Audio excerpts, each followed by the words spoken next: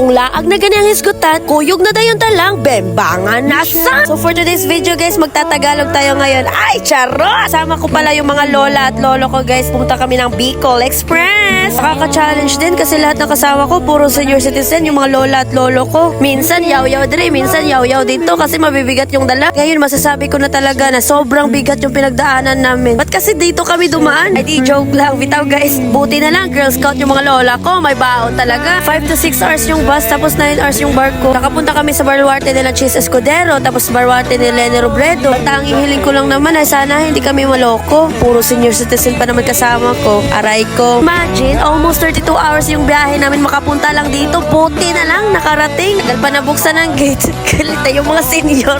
Nagutom pa eh. Sabi ka talagang thank you Lord. Worth it yung biyahe namin. Nakikita na sila magkakapatid. Ang saya po talaga tignan nila guys. Mawala yung pagod mo. Kahit wala naman talaga tayong ginagawa.